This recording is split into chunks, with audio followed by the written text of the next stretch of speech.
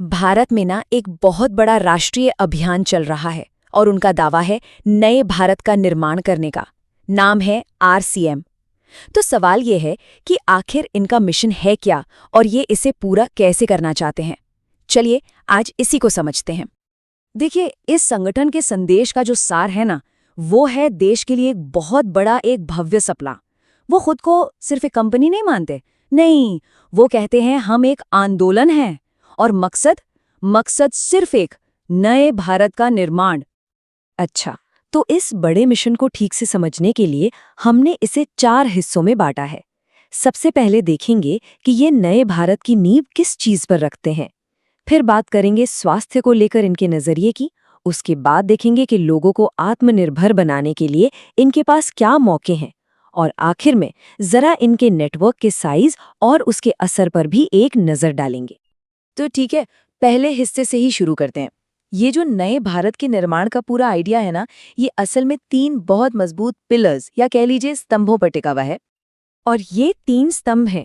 पहला, स्वास्थ्य रक्षा, मतलब सबकी हेल्थ की सुरक्षा। दूसरा, स्वावलंबन यानी कि आर्थिक आजादी। और तीसरा, महिला सशक्तिकरण। बस यही 3 आइडियाज इनके पूरे मिशन की जड़ हैं, उसकी बुनियाद हैं। चलिए अब आते हैं इनके दूसरे पिलर पर, यानी हेल्थ पर। इनका मानना है कि आज के समय में स्वास्थ्य को लेकर एक बहुत बड़ी समस्या खड़ी हो गई है, लेकिन उनके पास इसका एक समाधान भी है। आइए देखते हैं वो क्या है।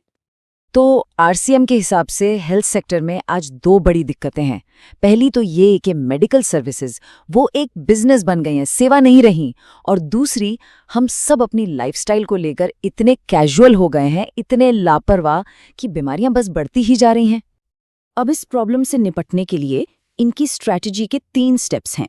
स्टेप 1, ऐसे प्रोडक्ट्स बनाना जो सेहत के लिए अच्छे हों। स्टेप 2, ये पक्का करना कि हर प्रोडक्ट एकदम प्योर हो, हाई क्वालिटी का हो।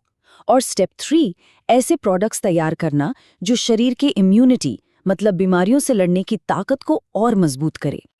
और पता है, एक दिलचस्प बात यह है कि इनका काम सिर्फ प्रोडक्ट्स बेचने तक ही नहीं रुकता। नहीं, ये लोग ग्राउंड लेवल पर भी काफी एक्टिव हैं, जैसे स्वच्छता अभियान चलाना, हेल्थ पर वर्कशॉप्स करना और तो और योग क्लासेस लगाकर लोगों में जागरूकता फैलाना।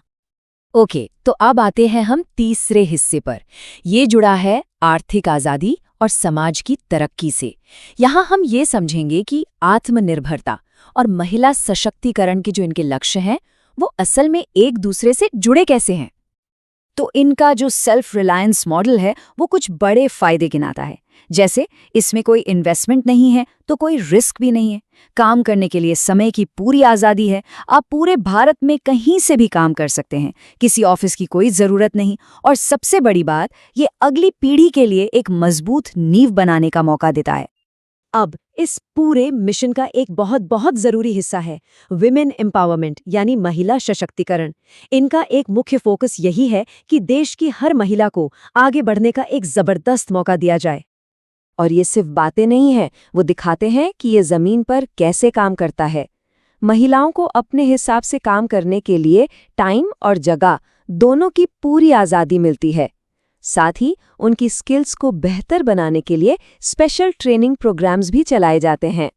यही नहीं, कंपनी अपने प्रोडक्ट्स के जरिए भी इस मिशन को सपोर्ट करती है। जैसे की सोल्ड जैसी जो स्पेशल प्रोडक्ट रेंज है, वो खास तौर पर महिलाओं की ज़रूरतों को ही ध्यान में रखकर तैयार की गई है। और अब चलते हैं अपने आखिरी सेक्शन की तरफ। यहाँ हम ये देखेंगे कि ये नेटवर्क असल में कितना बड़ा है, इसका स्केल क्या है और इसका सामाजिक असर कितना गहरा है। चलिए अब जरा इनके स्केल को समझने के लिए कुछ नंबर्स पर नजर डालते हैं। सबसे पहले इनके पास 400 से भी ज्यादा तरह के प्रोडक्ट्स हैं। इनके नेटवर्क में 15 लाख से भी ज्यादा लोग जुड़े हैं, जिन्हें ये सेवक कहते हैं। और पूरे देश में 10,000 से ज्यादा इनके डिस्ट्रीब्यूशन सेंटर्स हैं। ये नंबर्स वाकई में बहुत बड़े हैं। और ये जो नंबर्स हैं ना, इनके पीछे एक बहुत बड़ा फैला हुआ डिस्ट्रीब्यूशन सिस्टम है। सोचिए, 180 से ज्यादा डिपो, 10,000 से ज्यादा स्टोर्स और 1.5 लाख से भी ज्यादा डिस्प्ले वॉल्स। मतलब ये एक बहुत बड़े स्केल का ऑपरेशन है। और यहीं एक और जरूरी बात सामने आती है। ये संगठन खुद को सिर्फ एक बिजनेस की तरह नहीं देखता, ये बहुत सारी सामाजिक गतिविधियां भी करते हैं। जैसे ब्लड हेल्पलाइन ऐप चलाना, पेड़ लगाने के अभियान चलाना, सेहत साथी प्रोग्राम और तो और जीवन मूल्यों की शिक्षा के लिए आरसीएम गुरुकुल भी है। तो कुल मिलाकर आरसीएम अपने नेटवर्क के 2 बड़े फायदे बताता है।